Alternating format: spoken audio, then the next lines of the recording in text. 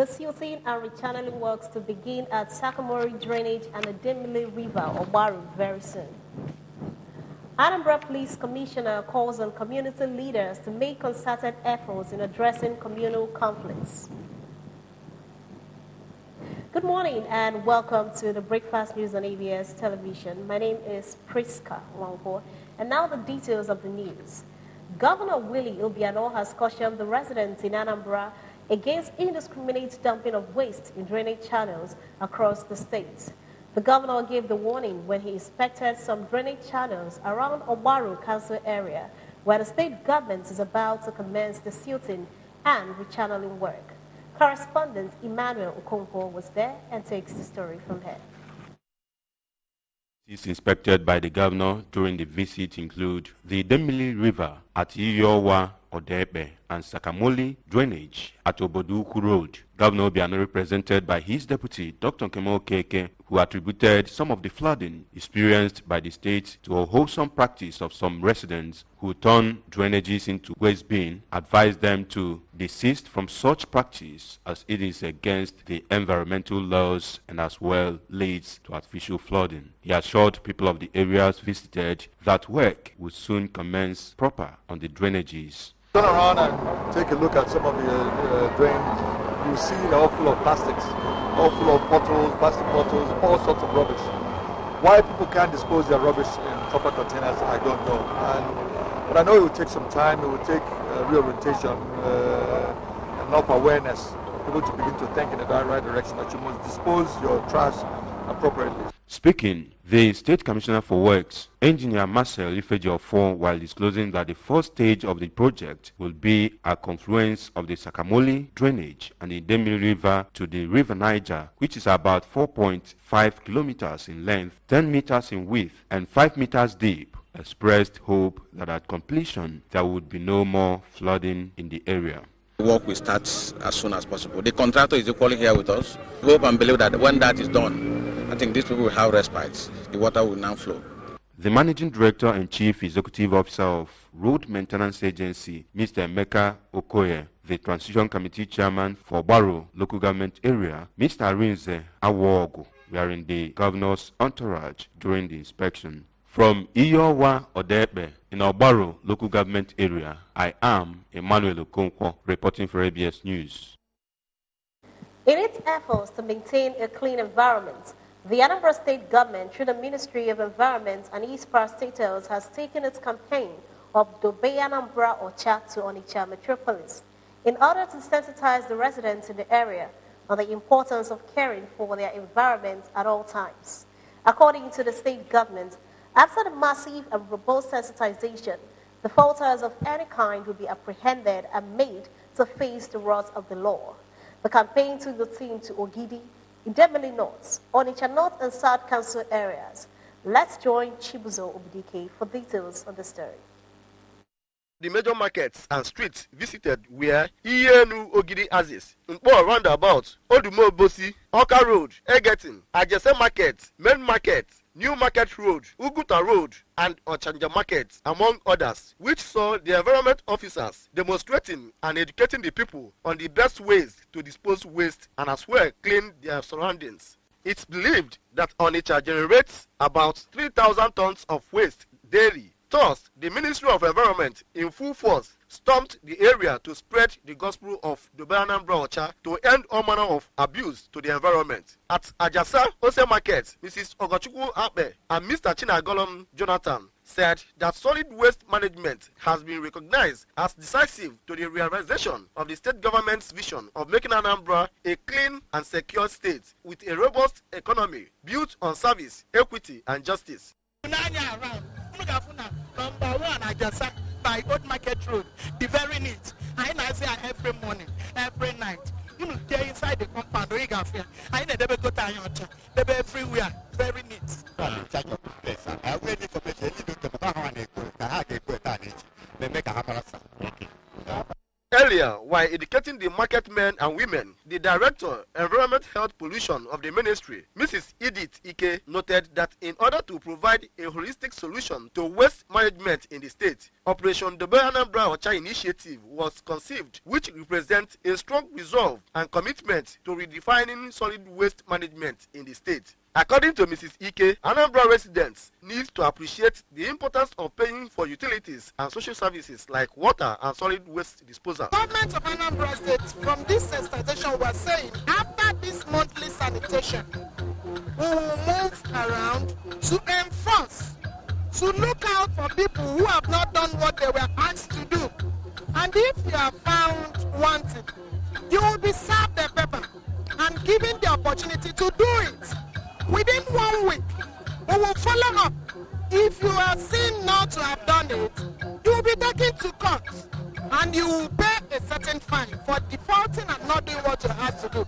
For the Senior Special Assistant to the Governor on Environment, Chief Chido Obidiegu, the existing position evidently witnessed at Onitsha does not align with the state government's vision of a smart city and admonished them to see their surroundings as their individual homes.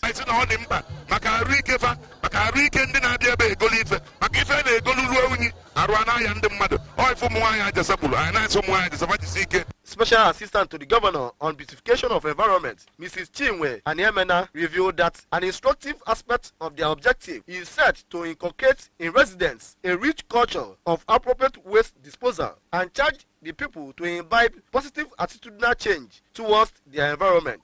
From Onitsha, Chibuzo Obidike, ABS News. 5 prison inmates at the Oka prisons have been discharged and 11 others granted bail by the Chief Judge of Anambra State, Justice Ijem Onwamebu, as she ends her 2019 jail delivery exercise. Among those discharged were a 31-year-old Joseph Eze Obuawo from Ebonyi State, who was charged for murder but has stayed 8 years in prison awaiting trial. A 24-year-old Adamu Bello from Kaduna State, who has spent 6 years awaiting trial, and a 28-year-old Polycarp Linus from Taraba State, who has equally spent 6 years awaiting trial. The reports. Others were a 34-year-old Chibuzo Kafo, as well as a 40-year-old Sunday Samuel, who was charged for defiling a 10-year-old girl. Those granted bail by the Chief Judge were a 71-year-old Ikechukwu Ibekwe from Abagana, 57-year-old Moses Mozoba Onukube from Abagana, Mrs. Ngozi Ijenwa, Ndubisi Okafo, Chigozie Emesiana, Mohammed Abdullahi, Mishak Uchagu Chukwujeku, among others. Speaking to newsmen at the end of the proceedings, Justice Onwamebu thanked all those who made the exercise worthwhile, but charged judicial officials to be more proactive and responsive in the discharge of their duties, so that no innocent soul will be incarcerated for negligence of duty. Lots and lots of things to be done. First of all, we need more hands. We need more courtrooms. We need a lot of facilities, comfort around us so that people can work when they want to do so. Justice Onwamebu was accompanied by 4 other judges, and a final year student of law, Anambra University Oka, also witnessed the proceedings. The Anambra State government has flagged up the first round of National Immunization Plus Days, which targets 1.4 million children. The event, held at the Primary Health Center in Uwagidi, had the Commissioner for Health, Dr. Vincent Opala, representing Governor Willie Obiano. The reports.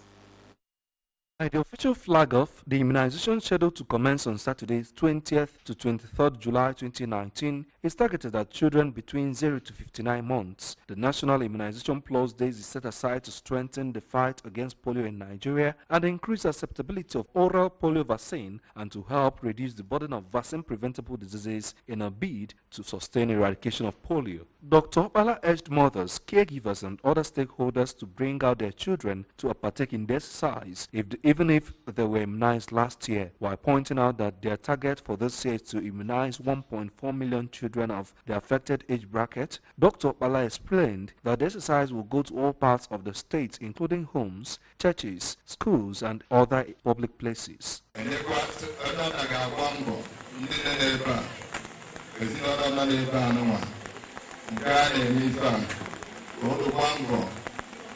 kpọpụta ụmụazị unu ọ bụrụ na abịa kụọ aka otu o si kọwa unu emewe ụzọ kpọbata ndị ga-abịa tiri ụmụazị ọgwụ a. In a speech, the Executive Secretary and Chief Executive Officer of Anambra State Primary Healthcare Development Agency, Dr. Choma Ezenyimulu, noted that this exercise encourages search for acute flaccid paralysis in children of 0 to 15 years of age who suddenly develop weakness of the limbs. She added that Anambra has achieved 90 and 96% measles vaccination campaign and routine immunization from the last national survey, bringing her to the first position in the country. Immunization first days approach is a strategic plan to ensure the eradication of polio by administration of oral polio vaccine together with other routine immunization antigens. A UNICEF consultant, Mr. Felix Okocha, who spoke on behalf of other development partners in the state, said that the program shows visibility of Anambra government to ensure quality healthcare and assured continued support in the fight against polio in the state. I want to congratulate Anambra State for this flag off ceremony happening here today. We are grateful because this shows political confidence and discipline of government. Earlier, the President General of Enugu Agide Development Union, Mr. Chidi Okoye, described the choice of Enugu Agide for the flag-off as a new dawn of positive relationship between their community and the state, appealing to the state government to commission the International Timber and Building Materials Market and relocate congested markets causing obstruction to the market, which he said has approximately 2,000 shops with necessary facilities. Present at the event were the Chairman, Board of Directors, Anambra State Primary Healthcare Development Agency, Dr. Joseph Obuago, and the Transition Committee Chairman for Njikoka Council Area, Mr. George Obiozo. Symbolic vaccination of children, distribution of free nets, and other items, as well as traditional dance performance featured at the event. We'll take a short break and the news returns after this timeout.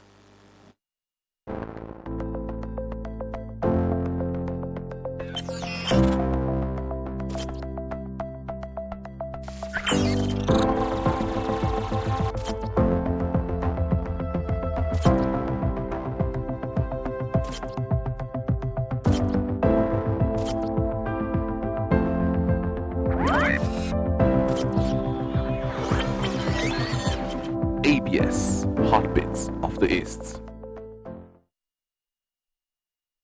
The Anambra State Police Command has restated its commitment to ensuring the protection of life, property, and peaceful coexistence of Anambra. The State Commissioner of Police, Mr. John Abang, stated this during his sports assessment visit to the site of communal clash between the people of Omo and Iwapu communities in Ayamelum local government area. Correspondent Valentine Mbaduha, who was among the commissioner's entourage during the visit, completes the report. Mr. Abang stated that he has no business with land dispute, but is hugely concerned with resultant violence, advising the parties involved to resolve the issue lawfully. Mr. Abang noted that the police will always do its bit in ensuring security and sought the collaboration of community stakeholders in achieving and sustaining the government's goal security-wise.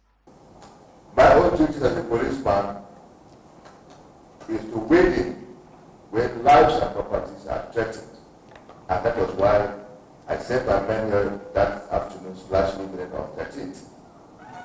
That was why on Monday I invited both parties to my office, and I promised them that I'm not an armchair officer. I'm a thoroughbred, that's not any modest. I'm a thoroughbred police officer. And that's why I'm here today. And I promised them that I will come to this community.